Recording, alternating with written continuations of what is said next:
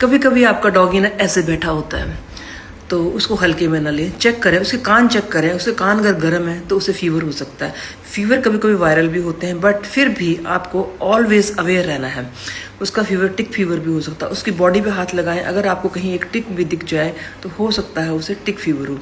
टिक fever को diagnose करने के लिए सबसे पहले आप उसका ब्लड जो है वेट को दीजिए, और आपका उस की जो रिपोर्ट आएगी उसमें अगर डायग्नोस होता है कि उसे टिक फीवर है तो उसका इमीडिएट इलाज कराइए, क्योंकि टिक फीवर से कुत्ते की जान जा सकती है। टिक फीवर में उसे हाई फीवर होता है और वो खाना पीना छोड़ देता है।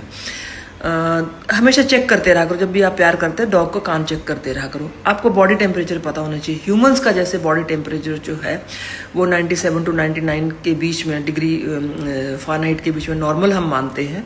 सिमिलरली जो डॉग्स होते हैं उनका 101 से लेके 102.5 डिग्री फ़ारेनहाइट तक उनका जो है वो नॉर्मल टेम्परेचर माना जाता है।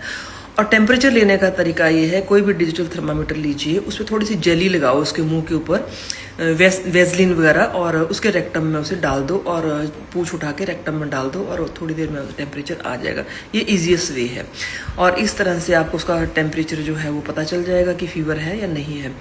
और अगर वैसे ही सुस्त बैठा तो कुछ और रीज़न हो सकता है, बट अगर आपको गर्म लग रहा है, काफ़ी दिनों से वो ऐसा फील कर रहा है, तो डिले मत करो, उसको इमीडिएट डॉक्टर के पास लेके चलो। और टिक फीवर का जो ट्रीटमेंट है वो स्पेशल होता है, वो कम से कम 1 मंथ तक दवाइयाँ खानी पड़ती हैं। मेरे फ्रैंको को तो ऐसे ही हुआ।